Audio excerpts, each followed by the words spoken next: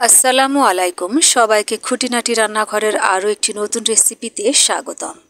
বন্ধুরা, আজকে আমি আপনাদেরকে তৈরি করে দেখাবো বুটের ডালের মজার বড়ার রেসিপি। এই বুটের ডাল দিয়ে বড়া বানিয়ে খেতে কিন্তু খুবই মজা হয়। তো চলুন বন্ধুরা, কথা না বাড়িয়ে আমরা রেসিপি তৈরিতে চলে যাই। আমি বাটির মধ্যে আধা কাপ বুটের ডাল নিয়ে নিয়েছি। এই বুটের ডালটাকে পানি দিয়ে বেশ কিছুক্ষণ ভিজিয়ে রাখতে হবে। যত বেশি ভিজিয়ে রাখা যাবে ডালটা কিন্তু ততই ভালো ফুলবে। এটা ভালোভাবে ফুলে গেলে বাটতে কিন্তু সুবিধা হয়। আমি প্রায় 2 ঘন্টা পর ফিরে এলাম। 2 ঘন্টা আমি এই ডালটাকে ভিজিয়ে রেখেছিলাম, ভালোভাবে ধুয়ে নিয়েছি। এর মধ্যে দিয়ে দিচ্ছি আদা কুচি, রসুনের কোয়া আর আস্ত জিরা। এবার আমি ব্লেন্ডারের জারে ব্লেন্ড করে নিব।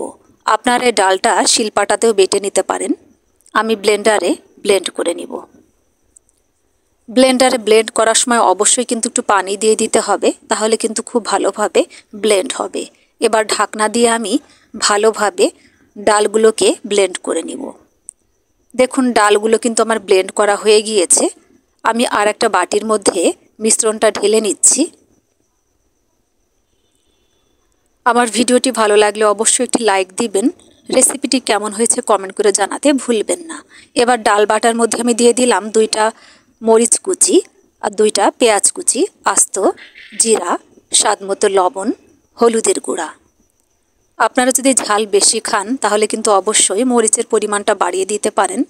আমি অল্প করেই দিলাম। খুব ভালোভাবে মাখিয়ে নিয়েছি। মনে হচ্ছে একটু পাতলা, এজন্য আমি এর মধ্যে চালের গুঁড়া দিয়ে দিব। আর চালের গুঁড়াটা দিলে কিন্তু বড়াটা খেতে অনেক বেশি মুচমুচে হয়।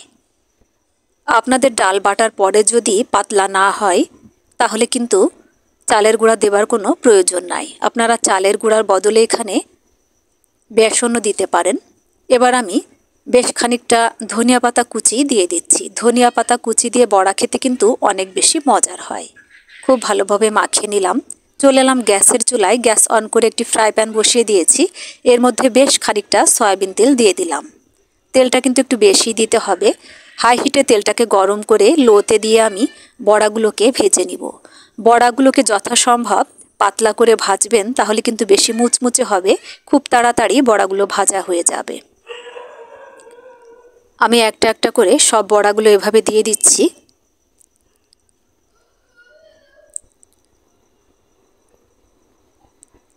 আমি এপিট ওপিট করে ভালোভাবে বড়াগুলোকে ব্রাউন করে ভেজে নেব। দেখুন, ভাজা হয়ে গিয়েছে। একটি প্লেটের উপর আমি টিস্যু পেপার বিছিয়ে বড়াগুলোকে তুলে নিচ্ছি।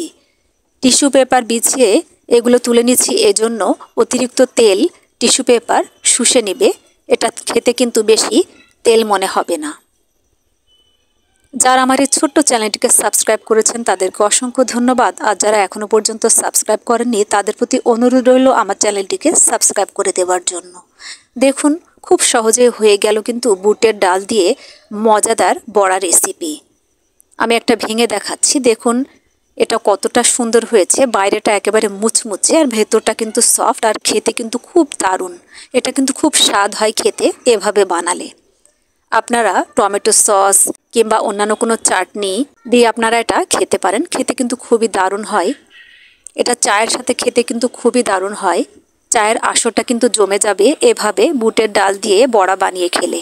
বন্ধুরা, আজ আর নয়, আবারও দেখা হবে অন্য দিন অন্য কোনো রেসিপি নিয়ে। আল্লাহ হাফিজ।